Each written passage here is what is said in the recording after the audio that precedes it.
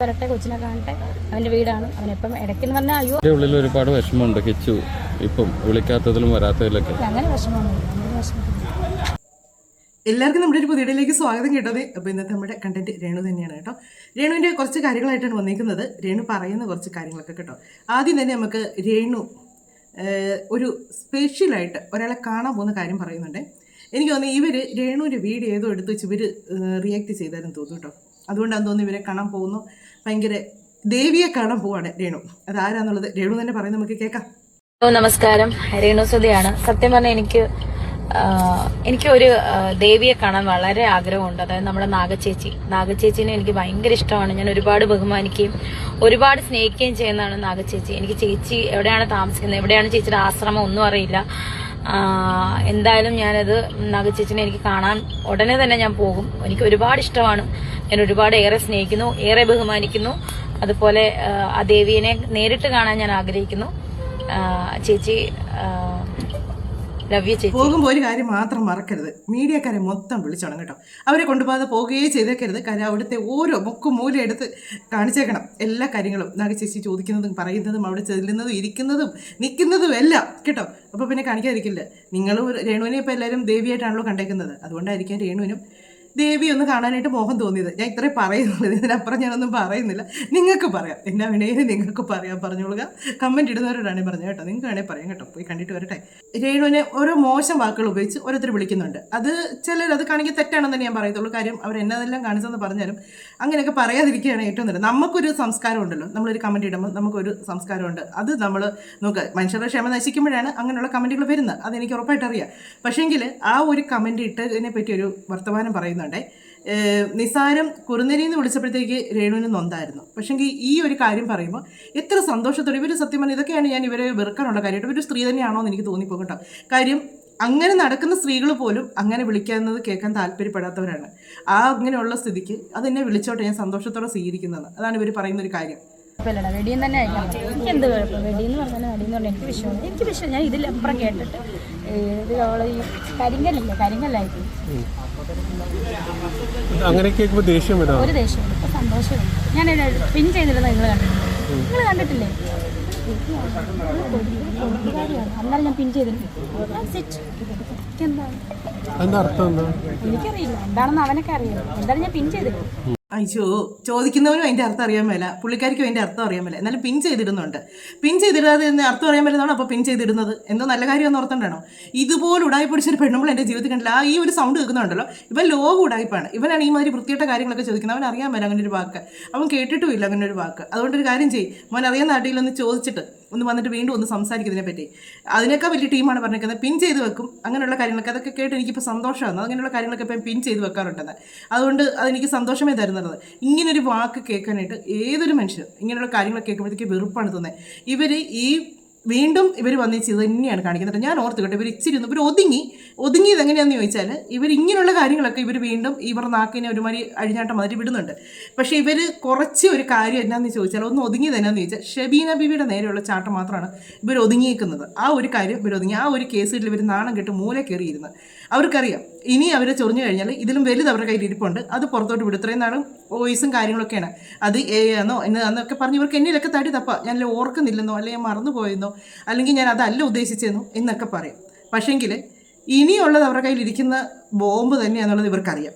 അതുകൊണ്ടാണ് ഇവർ അവരുടെ ഒരക്ഷരം പറയാതെ അവരെ പറ്റി ഒന്നും പറയാതെ ഇരിക്കുന്നത്. ഒരു പെണ്ണിനെ, ഏതൊരു പെണ്ണാണെങ്കിലും അങ്ങനെ നടക്കുന്നൊരു പെണ്ണാണെന്ന് പറഞ്ഞാൽ പോലും അവളെ ഈ പേര് വിളിച്ചാൽ തിരിച്ച് അവൻ്റെ തന്തയ്ക്കോ അല്ലെങ്കിൽ അവളുടെ ആണെങ്കിൽ തന്തയ്ക്കെങ്കിലും വിളിക്കാതെ അവർ പോവുകയല്ല തിരിച്ച്. അങ്ങനെയുള്ളിടത്താണ് ചോദിച്ചത് ഈ പേര് ഇങ്ങനെയൊക്കെ വിളിക്കുന്നത്. അത് അമ്മമാരെ കൂടി ചോദിച്ചാണ് ഇങ്ങനെയൊക്കെ രേണുവിനെ വിളിക്കുന്ന. നാണമുണ്ടോ ഇവന്മാർക്ക്? സത്യം പറഞ്ഞാൽ അവിടെ ഒരു സിനിമയുടെ ഷൂട്ടിൻ്റെ കാര്യത്തിനായിട്ട് പോയതാണ്. ഇവരവിടെയെങ്കിലും ചെല്ലുമ്പോൾ ഇച്ചിരി മര്യാദയാവുമെന്നാണ് ഞാൻ വിചാരിച്ചത് കേട്ടോ.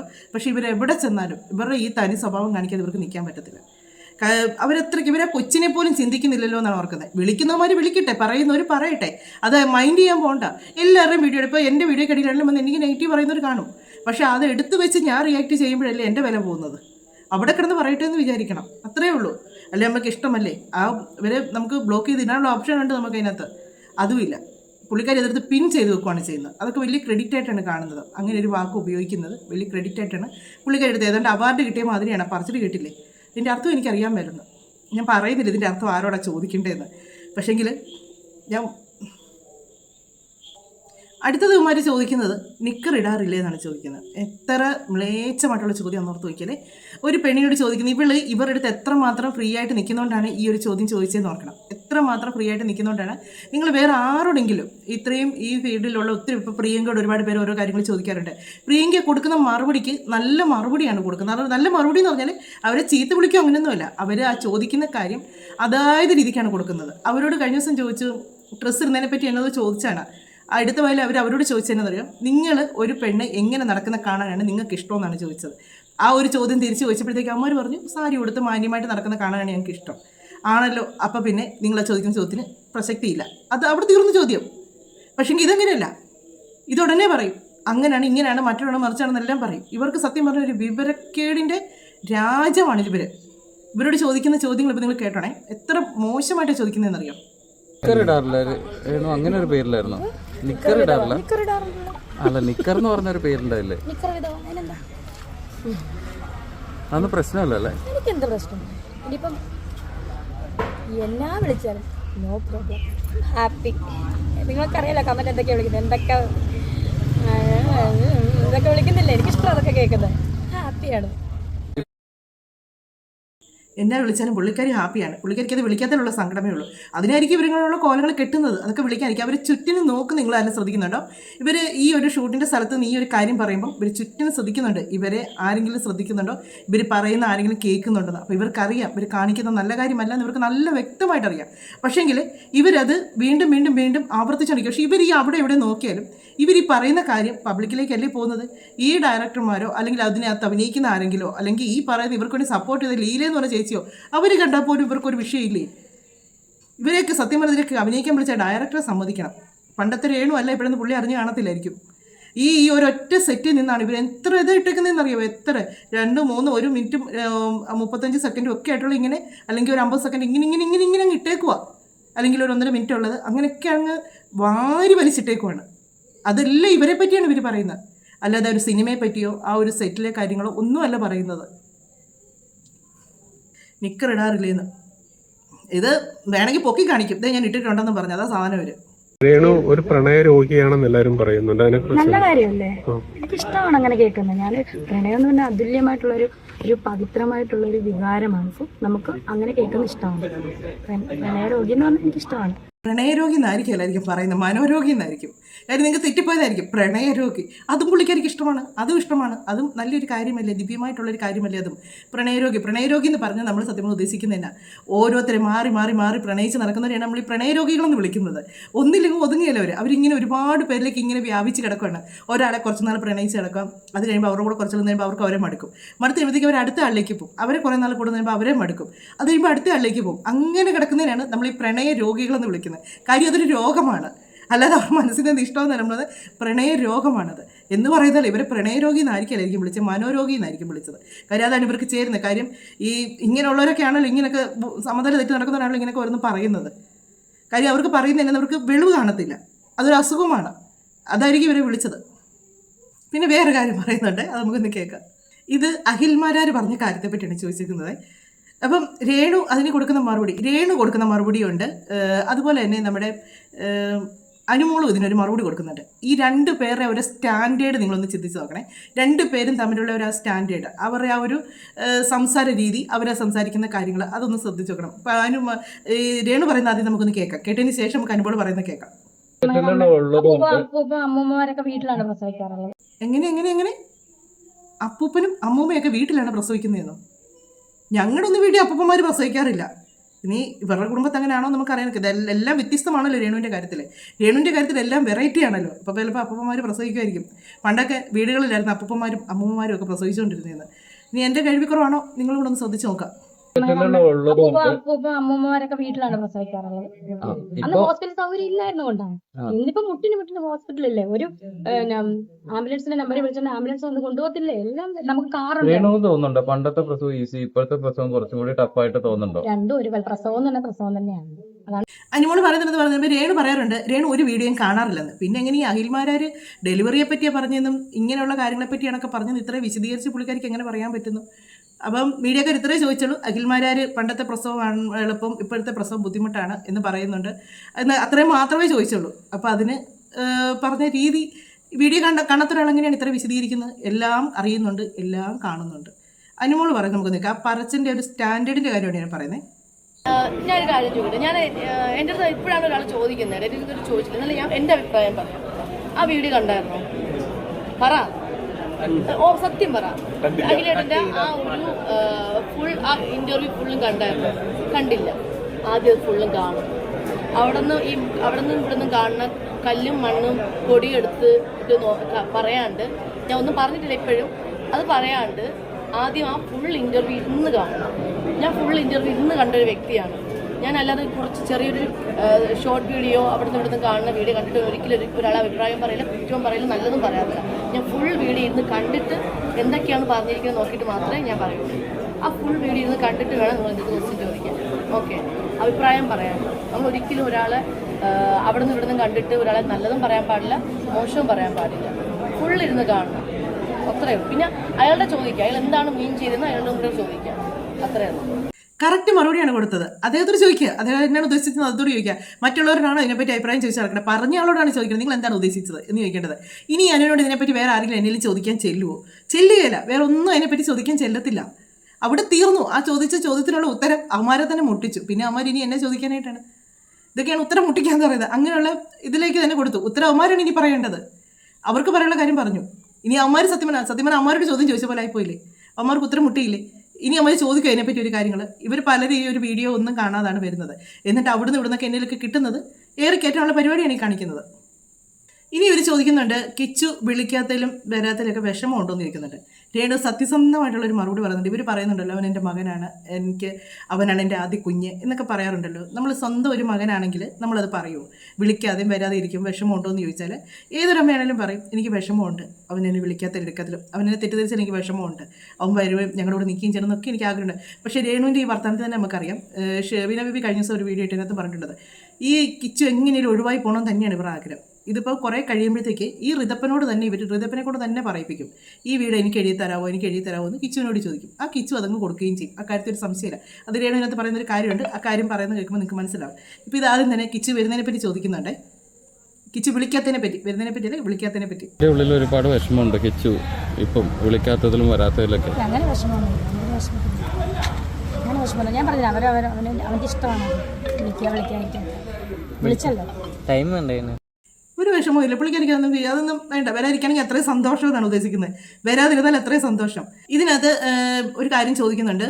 ഋതപ്പന് അത്രയും ഭയന്നത് തന്നെ, അത്ര ഒരു പേടി പോലെ നിന്ന് എന്നു ചോദിക്കുമ്പോൾ രേണു പറയുന്നുണ്ട്, കൊച്ചിനെ എന്തോ പറഞ്ഞ് തിരിപ്പിച്ചാന്ന് എല്ലാവരും പറഞ്ഞപ്പോൾ രേണു പറയുന്നുണ്ട്, ഞാൻ എൻ്റെ മകനോട് പറയണ്ടേ എടുക്കണ്ടേ എന്ന് ചോദിക്കുന്നു. അവനോട് ഞാൻ പറയും, എൻ്റെ മകനല്ലേ, മറ്റുള്ളവർ എന്തിനാണ് ഇടപെടുന്നതെന്ന് ചോദിച്ചു. പിന്നെ നിങ്ങൾ എന്നാത്തിനാണ് ഷെബീന ബേബിയാണ് നിങ്ങളുടെ കുഞ്ഞുങ്ങളെ രണ്ടിനെയും തമ്മിൽ തെറ്റിച്ചതെന്ന് പറഞ്ഞത്? അവരാണ് ഈ കുഞ്ഞുങ്ങളെ തെറ്റിച്ചതെന്ന് നിങ്ങൾ പിന്നെ എല്ലാവരുടെയും മുന്നിൽ വന്ന് കോര പറയുന്നുണ്ടായിരുന്നല്ലോ. നിങ്ങൾ തന്നെയാണ് ആ കൊച്ചിനെ കിച്ചുവിൽ നിന്ന് അകറ്റാൻ നോക്കിയത്. പക്ഷെ അത് കിച്ചുവിന് മനസ്സിലായതുകൊണ്ട് കിച്ചു തേടി വന്നു. ഋതപ്പൻ ഒരിക്കലും കിച്ചുവിനെ തേടി അങ്ങോട്ട് പോകാൻ പറ്റുന്നൊരു പ്രായമല്ല. അതുകൊണ്ട് കിച്ചു തന്നെ അങ്ങോട്ട് വന്ന് കയറി. നമുക്ക് ഇതും കൂടെ ഒന്ന് കേൾക്കാം. വരട്ടെ, കൊച്ചിനെ കാണട്ടെ, അവൻ്റെ വീടാണ്. അവനെപ്പം ഇടയ്ക്കെന്ന് പറഞ്ഞാൽ അയ്യോ അങ്ങനെ പറഞ്ഞല്ലേ, എപ്പം വേണേലും വരട്ടെ, എപ്പം വേണേലും അന്യനെ കാണട്ടെ, സന്തോഷമുണ്ട്. ഒരു ദിവസം കിച്ചു വന്നിട്ട് രേണുമ്മ ഞാനിനി ഇവിടെ നിൽക്കുകയാണ്, ഇതെൻ്റെ വീടാണ് എന്ന് പറഞ്ഞു കഴിഞ്ഞാൽ റേണു റിയാക്ഷൻ എന്തായിരുന്നു? സന്തോഷമല്ല, അവനവിടെ നിൽക്കട്ടെ. എനിക്ക് ഏറ്റവും വളരെ സന്തോഷമായിരിക്കും എന്നിട്ട് അല്ലേ ആ ഒരു ദിവസം. എനിക്ക് കിച്ചു എൻ്റെ വീട്ടിൽ വന്നിരിക്കുന്ന, എനിക്ക് എൻ്റെ ലൈഫിൽ എൻ്റെ വീട്ടിലല്ല, കിച്ചുവിൻ്റെ വീട്ടിലും ഋതപ്പൻ്റെ വീട്ടിലും വന്നിരിക്കുന്ന എനിക്ക് ഏറ്റവും വലിയ സന്തോഷമാണ്. എൻ്റെ വീടെന്ന് പറഞ്ഞു വെച്ച് പിന്നെ പറഞ്ഞു കിച്ചുവിൻ്റെ വീടും ഋതപ്പൻ്റെ വീടും. പുള്ളിക്കാരി അത് എപ്പോഴും എടുത്ത് പറയും കേട്ടോ, ഋതപ്പൻ്റെ വീടും കിച്ചുവിൻ്റെ വീടും എന്നിങ്ങനെ. പുള്ളിക്കാരിക്ക് എന്തോ ഒരു എന്നാ പറയുക, ഇങ്ങനെയല്ല കിച്ചുവിൻ്റെ വീടാന്ന് പറഞ്ഞാൽ ഇനി അത് ഋതപ്പന് അവകാശമില്ലാന്ന് ഇനി മറ്റുള്ളവർ തെറ്റിദ്ധരിക്കുമോ എന്നൊരു ഭയം ഇവർക്കുണ്ട് കേട്ടോ. അതുകൊണ്ട് ഇവർ ആ ഒരു ഭയം ഇവരെപ്പോഴും പറയും സുധിയുടെ മൂത്ത മോനും ഇളയ മോനും ഒരുപോലെ അവകാശപ്പെട്ടാണ് ഇങ്ങനെ ഇവരെടുത്ത് പറയും. ആ വീട്ടിൽ കിച്ചു ഋതപ്പനെ കാണാൻ വരുന്ന കാര്യമാണ് പറഞ്ഞത്. എപ്പോൾ വേണേലും അവൻ എൻ്റെ വീട്ടിൽ എൻ്റെ വീടെന്ന് പറഞ്ഞിട്ട് പിന്നെ പുള്ളിക്കാരി പെട്ടെന്ന് പറഞ്ഞു എൻ്റെ അല്ല കിച്ചുവിൻ്റെ വീടെന്ന് പറഞ്ഞിട്ട് ഉടനെ തന്നെ ഋതപ്പൻ്റെ വീടും. എന്നാത്തിനാണ് ഇത്രയും വ്യാഖ്യാനിക്കാൻ നിൽക്കുന്നത്? അവൻ ഇവിടെ വന്ന് നിൽക്കുവോ, കൊച്ചിനെ കാണുമോ, ഇവിടെ താമസിക്കുമോ, എന്നാ വേണേലും ആകാം. എത്രയും പറഞ്ഞാൽ തീർന്നു അവിടെ പ്രശ്നം. പിന്നെ കിച്ചു ഇവിടെ സ്ഥിരമായിട്ട് നിൽക്കാൻ വരുന്നെന്ന് പറഞ്ഞാൽ രേണുവിൻ്റെ ചങ്ക് തകരും. അതൊരു സംശയമില്ലാത്ത കാര്യമാണ്. കാര്യം ഒന്നാമത് കിച്ചുവിന് ഇപ്പോൾ വ്ളോഗും കാര്യങ്ങളും ഒക്കെ ഉണ്ട്. അവിടെ എന്ത് സംഭവിച്ചാലും കിച്ചു അതെടുത്ത് പബ്ലിക്കിലേക്ക് ഇടുമെന്ന് ഇവർക്കറിയാം. കിച്ചു അവിടെ താമസിച്ചാൽ ഇവർക്കറിയാം ഇവർക്കൊന്നും മേലാത്തൊരവസ്ഥയായിരിക്കും. പണ്ടാണ്ട് തന്നെ കഴിച്ചിട്ടിറക്കാനും വയ്യ, മധുരിച്ചിട്ട് തുപ്പാനും വയ്യാത്തൊരവസ്ഥയായി പോകും ഇവർക്ക്. കിച്ചു അവിടെ താമസത്തിന് ചെന്നാൽ അത് 100% ഇവർക്കറിയാം. ഇവരുടെ സകല എല്ലാത്തിൻ്റെയും ആഫീസ് പൂട്ടും. ഇവർക്കൊന്നും മിണ്ടാൻ മേലാതാനോ കിച്ചിനോട് ഇറങ്ങിപ്പോകാനും പറയാൻ പറ്റത്തില്ല. ഇവർക്ക് ഇവരുടെ സ്വാതന്ത്ര്യം അവിടെ നടക്കത്തില്ല ശരിക്കും. അതുകൊണ്ട് ആ പറയുന്നൊന്നും ആത്മാർത്ഥമായിട്ടൊന്നുമല്ല. അങ്ങനെ ആത്മാർത്ഥമായിട്ടാണെങ്കിൽ കിച്ചു വിളിക്കാത്തിൽ സങ്കടമുണ്ടോ എന്ന് ചോദിക്കുമ്പോഴത്തേക്ക് പറഞ്ഞായിരുന്നേ ഉറപ്പായിട്ട് എനിക്ക് വിഷമമുണ്ട്, അവൻ എന്നിൽ നിന്ന് അകന്ന് പോകുന്ന എനിക്ക് വിഷമമുണ്ട് എന്നൊരു വാക്ക് അവർ പറഞ്ഞായിരുന്നേ. പിന്നെ ഇവർ ചോദിക്കുന്നുണ്ട് കിച്ചു ഈ ചോദിക്കുന്ന ചോദ്യങ്ങളൊക്കെ ഇച്ചിരി ജെനുവിനായിട്ടുള്ളതെന്ന് എനിക്ക് തോന്നിയിട്ടോ. കാരണം എന്നോട് ചോദിക്കേണ്ട ചോദ്യങ്ങൾ തന്നെയാണ് ഈ ചോദിക്കുന്നതൊക്കെ. കിച്ചുവിനെ കൊണ്ട് പോയിട്ട് കിച്ചു ഋതപ്പനെ കൊണ്ട് പോയിട്ട് ഋതപ്പം സന്തോഷമായിരുന്നോ എന്ന് ചോദിക്കുന്നുണ്ട്. അതിനൊരു മറുപടി പറയുന്നുണ്ട്. കേട്ടിട്ട് നമുക്ക് ബാക്കി പറയാം. പോയിട്ട് വന്നതിന് ശേഷം വളരെ ഹാപ്പിയാണോ? വളരെ ഹാപ്പിയാണ്. എന്തെങ്കിലും പറഞ്ഞു എന്നോട് കിച്ചു ചേട്ടായി വന്നു, കിച്ചു ചേട്ടായി എനിക്ക് ചിക്കിങ് മേടിച്ചു തന്നു, ചിക്കിങ് എന്നാ പറയുന്നത്, ചിക്കിങ് മേടിച്ചു തന്നു, കുറേ സാധനത്തിലൊക്കെ കറക്കി. ഞാൻ വ്ലോഗ് കണ്ടില്ല കേട്ടോ. എന്താ കാണാത്ത മനഃപൂർവ്വമാണോ? ഇല്ല, ഞാനൊന്നും കാണാറില്ല, ആരുടെ ഒന്നും കാണാറില്ല അത്ര. അല്ല, എന്നാലും സ്വന്തം മകനല്ലേ കിച്ചുവും പിന്നെ ഋതപ്പനും. എൻ്റെ കണ്ണിൽ വന്നാലേ ഞാൻ കാണത്തുള്ളൂ. അല്ല, ഋതപ്പൻ എന്നാലും പുറത്ത് പോയിട്ട് എങ്ങനെ എൻജോയ് ചെയ്തു? ഒരമ്മയ്ക്ക് എങ്ങനെ ഒരു ഉള്ളിൻ്റെ ഉള്ളിൽ ആഗ്രഹം ഉണ്ടാവില്ല? ആഗ്രഹം എന്താണ് കേട്ടോ, എനിക്കറിയാം. അവൻ സന്തോഷിച്ചല്ലോ, എനിക്കിത് കണ്ട് ആസ്വദിക്കേണ്ട കാര്യമൊന്നുമില്ല, സന്തോഷമായിട്ട്. ആരുടെയും വീഡിയോ കാണത്തില്ല, ആരുടെയും കാര്യങ്ങൾ അറിയത്തില്ല, ആരുടെയും കമൻറ്റ് നോക്കാറില്ല, ആരുടെയും കമൻറ്റ് വായിക്കാറില്ല. ഇതൊന്നും ചെയ്യാത്തൊരു വ്യക്തിയാണ് കേട്ടോ. സ്വന്തം മക്കൾ ഒരിടത്ത് പോയത് ഒരമ്മയ്ക്ക് കാണാനുള്ള സമയം ഇല്ലേ? ഇവരാരെന്ന് വെച്ചാൽ ആ ഒരു വീഡിയോ കാണുമെന്ന് ചോദിച്ചാൽ പറഞ്ഞിട്ട് എൻ്റെ കണ്ണിന് കണ്ടാൽ ഞാനത് കാണുമെന്ന്. അവരുടെ മകനെന്ന് പറയുന്ന കിച്ചുവും അവർ പ്രസവിച്ച മകൻ ഋതപ്പനും കൂടെ പോയ കാര്യമാണ് കാണിച്ചത്. പിന്നെ അത് കാണുകയില്ല. കാണാത്തതിൻ്റെ കാര്യം എന്താണെന്നറിയോ? പുള്ളിക്കാരി ഇതുപോലെയൊക്കെ കൊണ്ടുപോകാൻ നാട്ടുകാർ പറയും. ഇവർക്ക് ഇത്രയും പൈസയും കാര്യങ്ങളും എല്ലാം ഉണ്ടല്ലോ, ഇവർക്ക് നല്ല പൈസയുണ്ട്, ഇപ്പോൾ ഇവർക്ക് സുഖമായിട്ട് ജീവിക്കണേ. ഇവർ വല്ലപ്പോഴും അവധിക്ക് വരുമ്പോഴെങ്കിലും ആ കൊച്ചിനെയും കൊണ്ട് ഇതുപോലെ ഒന്ന് പോകുകയും അതൊരു വ്ളോഗ് ആക്കുകയൊക്കെ ചെയ്താൽ എത്ര രസമുണ്ട് അതൊക്കെ കാണാനായിട്ട്. അതിനൊക്കെ ഇച്ചിരി പൈസ ഇറങ്ങുമേ, അതൊന്നും മുടക്കാൻ ബുദ്ധിമുട്ടാണ് പുള്ളിക്കാരിക്ക്. പുള്ളിക്കാരുടെ വായിക്കകത്ത് വല്ലതൊക്കെ ഫിറ്റ് ചെയ്യാനും ഇവർക്ക് നിറം കൂട്ടാനും മുടി വെച്ച് പിടിപ്പിക്കാനും പിന്നെ കൺവീലി പിടിപ്പിക്കാനും പിന്നെ എന്നാ മറ്റത് മറിച്ചത് അങ്ങനെയുള്ള കാര്യങ്ങൾക്കൊക്കെ ഇവരുടെ പൈസയുണ്ട്.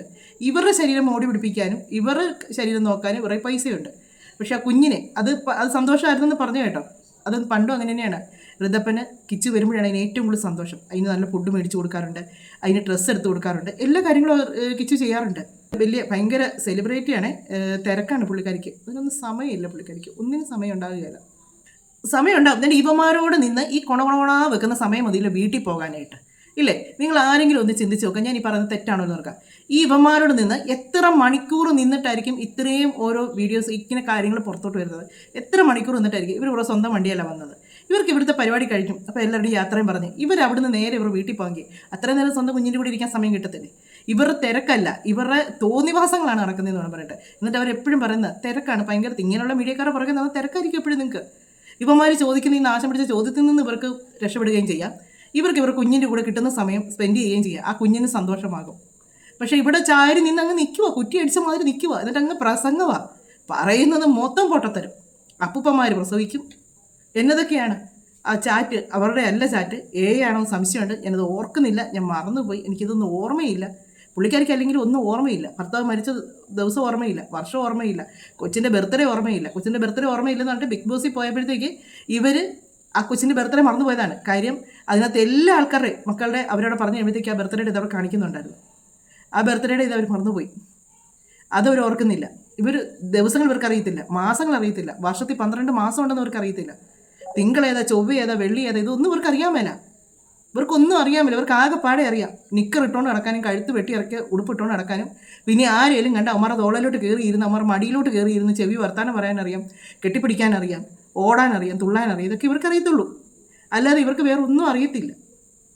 വേറെ ഒരു ലോകത്ത് പിന്നെ കള്ളു കുടിക്കുന്ന കാര്യം പറയാൻ ഇവർക്ക് നല്ലപോലെ അറിയാം കേട്ടോ. ആ കുപ്പിയുടെ പേരും കൃത്യമായിട്ട് അറിയാം.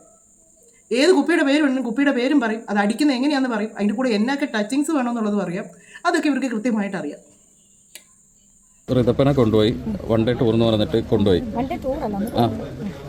ഇൻസ്റ്റയിലൊക്കെ ഷെയർ ചെയ്തിരിക്കുന്ന വൺ ഡേ ടൂർ വിത്ത് ഋതപ്പൻ എന്നൊക്കെ കൊടുത്തിട്ടായിട്ടിരിക്കുന്നത് അങ്ങനെ എന്തോ. ഓക്കെ, എനിവേ, പിന്നെ അതിൽ ഋതപ്പൻ ഹാപ്പിയാണോ? ഭയങ്കര ഇഷ്ടം. അവൻ ഋതപ്പനെ സംബന്ധിച്ചാണ് എൻ്റെ കുഞ്ഞ് ഭയങ്കര ഇഷ്ടമാണ്. കിച്ചു ജീവനാണ്. ജീവൻ എന്ന് പറഞ്ഞാൽ അതിൻ്റെ അപ്പുറമാണ് കിച്ചു. എനിക്കറിയാം. കാരണം അവൻ്റെ ഒരേ ഒരു രക്തബന്ധത്തിലുള്ള ഒരാളാണ്. പിന്നെ അതുപോലെ തന്നെ എൻ്റെ ചേച്ചിയുടെ മക്കളാണ് ഇപ്പോൾ കൂടെ ഉള്ളത്, ലെബനോനും കൂടിയാണ്. അവൻ ജീവനാണ്. അവൻ സഹോദര സ്നേഹം എന്ന് പറഞ്ഞാൽ ഇതുപോലൊരു കുട്ടിയെ ഞാൻ കണ്ടിട്ടില്ല. ഇതൊന്നും എൻ്റെ സുചേട്ടൻ്റെ അതേ ഒരു ബ്ലഡ് ആയതുകൊണ്ടാണ് അങ്ങനെ തോന്നുന്നത്. സുചേട്ടൻ അങ്ങനെ തന്നെ ചത്തു കിടക്കുന്ന സഹോദരനാണെന്ന് വെച്ചാൽ എനിക്കറിയാതെ. ഇതാരെ പറ്റിയാണ്? കിച്ചുവിനെ പറ്റിയാണോ ഋതപ്പനെ പറ്റിയാണോ? സുധിച്ചേട്ടൻ്റെ ബ്ലഡ് ആയതുകൊണ്ടാണ് അങ്ങനെയെന്ന്. അതിവരെടുത്ത് പറയണോ സുധിച്ചേട്ടൻ്റെ ബ്ലഡാന്നുള്ളത്? എനിക്കത് ഋതപ്പനെ പറ്റിയാന്ന് തോന്നുന്നു. ഋതപ്പനെ മറ്റേ ഇവരുടെ ചേട്ടത്തിൻ്റെ മക്കളെ ഇഷ്ടമാണെന്ന് പറഞ്ഞത്. ചത്ത് കിടന്ന് കിച്ചുവിനെ സ്നേഹിക്കുന്നുണ്ട്. കിച്ചുവിനും അതുപോലെ തന്നെയാണ്. കിച്ചുവിന് ഭയങ്കര കാര്യമാണ് ആ കൊച്ചിനെ. കിച്ചുവിനും തിരിച്ചങ്ങനെ തന്നെയാണ്. അത് ആ പറയുന്ന രീതി കേട്ടോ, സുധിച്ചേട്ടൻ്റെ ബ്ലഡ് ആയതുകൊണ്ടാണെന്ന് അങ്ങനെയെന്ന്. പിന്നെ മറ്റേ തന്നെ സുധിച്ചേട്ടൻ്റെ ബ്ലഡ് അല്ലേ. അതുപോലെ തന്നെ അതൊരു കാര്യം പറയുമ്പോൾ ശ്രദ്ധിച്ചായിരുന്നു. വൺ ഡേ ടൂർ എന്ന് പറഞ്ഞപ്പോൾ രേണു പെട്ടെന്ന് തിരുത്താൻ തുടങ്ങി. വൺ ഡേ ടൂർ നല്ല കിച്ചു അതിൻ്റെ പേരിട്ടേക്കുന്നത് വേറെ എന്തോ ആണ്, ഋതപ്പൻ വിത്ത് ഡേയോ അങ്ങനെ വേണ്ടാന്ന് തോന്നുന്നു. അത് പറയാൻ വന്നപ്പോഴത്തേക്കാണ് പുള്ളിക്കാരി പെട്ടെന്ന് ആ പേരങ്ങ് വിഴുങ്ങിയത്. കാര്യം വെച്ചാൽ വീഡിയോ കണ്ടില്ലെന്ന് പറഞ്ഞില്ലേ, ആ പേര് പറയുമ്പോൾ വീഡിയോ കണ്ടോ ഇല്ലെന്ന് ചോദ്യം വരത്തില്ലേ, അതുകൊണ്ടാണ് പെട്ടെന്ന് അതങ്ങ് വിഴുങ്ങിയത്. അതാണ് പറഞ്ഞത്, ഇവർ വാ തുറക്കുന്നത് മുഴുവൻ നുണ പറയാൻ വേണ്ടിയാണ്. ഒരു കാര്യം ഇവർ സത്യസന്ധമായിട്ട് പറയത്തില്ല. ഒരു ഇൻസ്റ്റയിൽ സബ്സ്ക്രൈബേഴ്സ് ഷെയർ മാർക്കറ്റ് പോലെയാ, കയറുന്നു ഇറങ്ങുന്നു കയറുന്നു ഇറങ്ങുന്നു. 100 ഇറങ്ങിക്കഴിഞ്ഞാൽ 179 കയറും. ഇന്നലെ നോക്കി 2700, ഇന്ന് നോക്കി 2000, നാളെ 3000. നോക്കുന്നുണ്ടല്ലേ? ഇത് ഷെയർ മാർക്കറ്റ് പോലെയാണ്. ഷെയറിൽ വല്ല ഇൻവെസ്റ്റ് ചെയ്തിട്ടുണ്ടോ രേണു? ചേട്ടൻ 3 പ്രാവശ്യം സബ്സ്ക്രൈബ് ചെയ്ത ആളാണ്. ആ മുഖത്തെ സന്തോഷം കണ്ടോ അത് പറയുമ്പോഴത്തേക്ക്? ആ ആക്കിയുള്ള നോട്ടം കണ്ടോ? അപ്പം അതിനകത്ത് എന്നാന്നുള്ളത് പുള്ളിക്കാരിക്കും അറിയാം.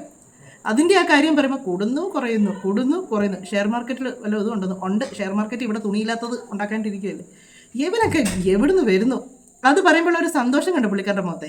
പൈസ കിട്ടുന്ന ഏത് കാര്യം പുള്ളിക്കാരി ഹാപ്പിയാണ്, ഏത് കാര്യമാണെങ്കിലും ഹാപ്പിയാണ്.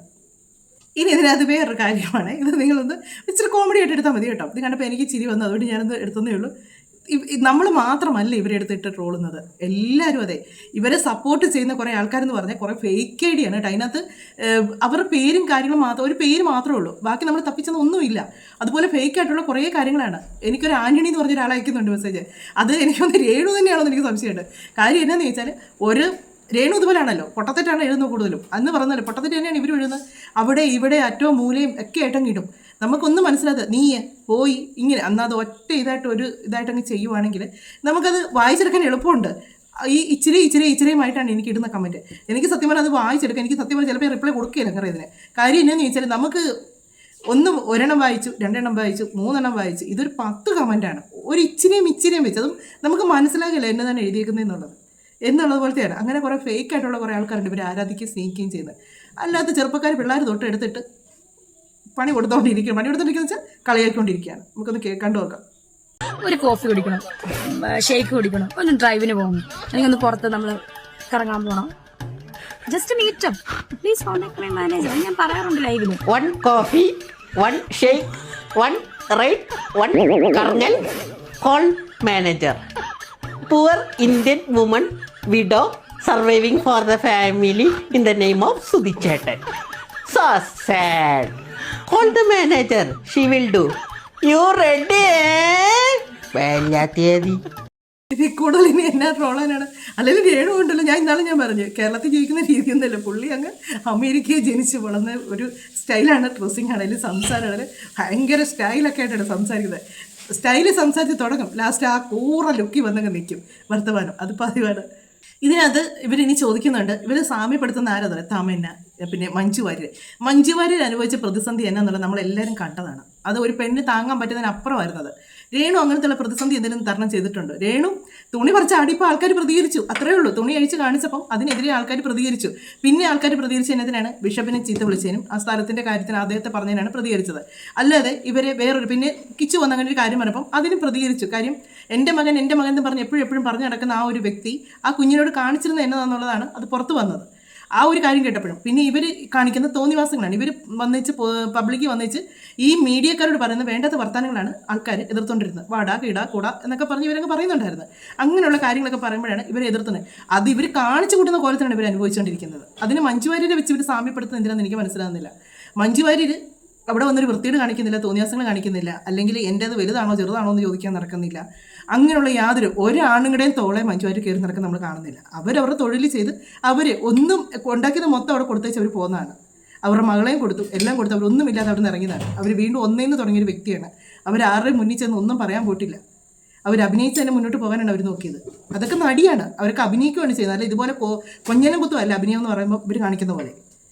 മഞ്ജു വാര്യരെ വെച്ച് ഇവരെയൊക്കെ കമ്പയർ ചെയ്യുന്ന ഇവനെയൊക്കെ എന്നാ ചെയ്യണമെന്നറിയാമോ? ഈ തെരണ്ടിമാർ കിട്ടും, അതുകൊണ്ട് പുറകെ കൂടെ ചെന്ന് ഒറ്റ അടി വെച്ച് കൊടുക്കണം. ഇങ്ങനത്തെ ചോദ്യങ്ങളൊക്കെ ചോദിക്കുന്നത്. പിന്നെ എന്തോ ഇതിനകത്തൊരു ഇച്ചിരി ബോധത്തോട് സംസാരിച്ചിട്ടുണ്ട് മഞ്ജു വാര്യരെ വെച്ച് കമ്പയർ ചെയ്യേണ്ടെന്നുള്ളത്.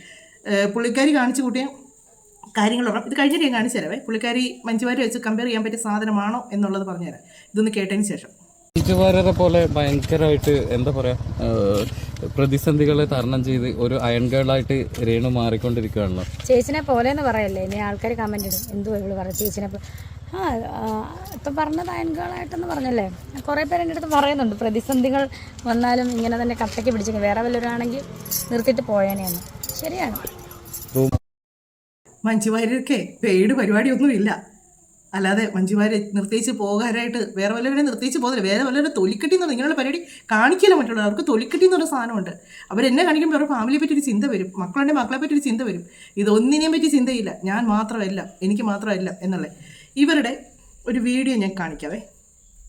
ഈ ഒരു വീഡിയോ കണ്ടിട്ട് നിങ്ങൾ പറയണം ഇവരെ മഞ്ജു വാര്യരെ വെച്ച് കമ്പയർ ചെയ്യാനോ അല്ലെങ്കിൽ മറ്റേതെങ്കിലും ഒരു ആർട്ടിസ്റ്റിനെ വെച്ച് കമ്പയർ ചെയ്യാൻ പറ്റുമോ ഇല്ലയോ എന്ന് നിങ്ങളൊന്ന് നോക്കണം. സ്പൈസി ആണോടാ? Hot and spicy. ഓ എനിക്ക് അത് കിട്ടിയില്ല, അവന് കിട്ടിയില്ല. ചേച്ചി ഹോട്ട് ആൻഡ് സ്പൈസി ആണ്. അതെ അതെ, നിനക്കല്ലേ ചേച്ചി സ്പൈസി ആണോടാ? കേട്ടല്ലോ, ചേട്ടനെ അറിയത്തുള്ളൂ ചേച്ചി എങ്ങനെയാണെന്നുള്ളത്. ഈ മാതിരി തോന്നിവാസമായിരുന്നു ഇവർ കഴിഞ്ഞ കുറേ നാളുകളായിട്ട് കാണിച്ചുകൊണ്ടിരുന്നത്. സത്യം പറഞ്ഞ് ഇവരെ ഒന്ന് ഒതുക്കിയത് ഷെബീന ബീബിയാണ്, അല്ലാതെ വേറെ ആരും എന്ന് പറയാൻ പറ്റത്തില്ല. പിന്നെ ആ ഒരു FB അക്കൗണ്ട് പോയത് അത് ഇവർ കളഞ്ഞതാണോ മറ്റാരും ചെയ്താണോ എന്നൊന്നും നമുക്കറിയത്തില്ല. എൻ്റെ ആണെങ്കിലും ഒരു പൊട്ടിക്കൊന്ന് ഇവർ ഒതുങ്ങിയിട്ടുണ്ടെങ്കിൽ അത് ഷെബീന ബീബി മാത്രമാണ് കാരണം. ഇതായിരുന്നു ഇവരുടെ ശരിക്കുള്ള സ്വഭാവം, ഇതായിരുന്നു ഇവർ കാണിച്ചുകൊണ്ടിരുന്നത്. ഓരോ പ്രാവശ്യം ഇവർ ഓരോ സെറ്റിലും കാണിച്ചത്. ഇപ്പോൾ ഈ ഷൂട്ടിംഗ് മിക്കവാറും നോക്കി ഇതെല്ലാം കൂടെ കണ്ടു കഴിയുമ്പോണ്ടല്ലോ ഇവരോട് വീട്ടിൽ ഇരുന്നോളാൻ പറയണം. അതാണ് വേണ്ടത്. കാര്യം എന്താണെന്ന് വെച്ചാൽ അപ്പോൾ ഇവരുടെ ഈ ഓൺലൈൻ മീഡിയ ഇതിനകത്ത് പറയുന്നുണ്ട് മീഡിയക്കാരെ വിളിച്ചു വരുത്തുന്നത് രേണു ആണെന്നിങ്ങനെ എല്ലാവരും പറയുന്നത്. മീഡിയക്കാർ രേണുവിൻ്റെ കൈകളിലാണെന്നുള്ളത്. ഇതൊന്ന് കേട്ടതിന് ശേഷം ഞാനൊരു കാര്യം പറയാം. കുടുംബത്തിന്റെ പ്രശ്നം മീഡിയക്കാരില്ല. ഞാൻ ഒരു മീഡിയക്കാരെ വിളിച്ചിട്ടല്ല അവരവിടെ വന്നത്. അവരവിടെ പ്രമോഷന്റെ ഭാഗമായിട്ട് ഡയറക്ടർ വിളിച്ചിട്ട് വന്നതാണ്. അപ്പം എന്താ പറയാ, അതിനും രേണുസുധിയുടെ കൈകളിലാണ് ഇവരെന്നാണ് പറയുന്നത്. എനിക്ക് കുഴപ്പമില്ല, എൻ്റെ സുഹൃത്തുക്കൾ എൻ്റെ അനിയന്മാരാണ്, എൻ്റെ ചേട്ടന്മാരാണ്, ചേച്ചിമാരാണ്. വിഷയമല്ല. ചേട്ടന്മാരാണ്, ചേച്ചിമാരാണ്, മാമനാണ്, അമ്മാവനാണ്, കുമ്മാവനാണ്, ഇങ്ങനെ കുറേ കൂടെ അങ്ങ് പറ. ഇപ്പം ഇവിടെ ആര് വിളിച്ചിട്ടായിരിക്കും ഇവർ വന്നേക്കുന്നത്? ഇവിടുത്തെ ഡയറക്ടർ വിളിച്ചിട്ടായിരിക്കും ഇവിടെയും വന്ന് രേണുവിനോട് ഇമാതിരി ചോദ്യങ്ങൾ ചോദിക്കുന്നത്. ഈ മാതിരി ചോദ്യങ്ങൾ രേണുവിനോട് ചോദിക്കുന്നത് ഇവിടെ വന്നത് ഈ ഡയറക്ടർ പറഞ്ഞിട്ടായിരുന്നോ ചോദിക്കുന്നതെന്ന് ഒറ്റയൊരു ചോദ്യമേ ഉള്ളൂ. ഇപ്പോൾ ഈ മീഡിയക്കാർ മൊത്തം വന്ന് ഇത്രയും കാര്യങ്ങൾ ചോദിച്ച് ഇത്രയും കാര്യങ്ങൾ പുറത്തോട്ട് വിട്ടല്ലോ. ഇവിടുത്തെ ഡയറക്ടർ വിളിച്ച് വരുത്തിയിട്ടാണോ ഈ മീഡിയക്കാരെല്ലാം അവിടെ ഓടിയെത്തിയത്? രേണു കാറിൽ നിന്ന് ഇറങ്ങുമ്പോൾ തൊട്ടുള്ള ഉണ്ടല്ലോ, അവിടുന്ന് ഇറങ്ങുമ്പോൾ തൊട്ടുള്ള കാര്യങ്ങളുണ്ട്. അവിടെ കുളപ്പള്ളി ലീല ചേച്ചി വന്നിട്ടുണ്ട്, പിന്നെ അല്ലാതെ വേറെ ആർട്ടിസ്റ്റുകൾ ആരണ്ടൊക്കെ ഉണ്ട്. അവരാരെങ്കിലും നമ്മൾ കണ്ടോ?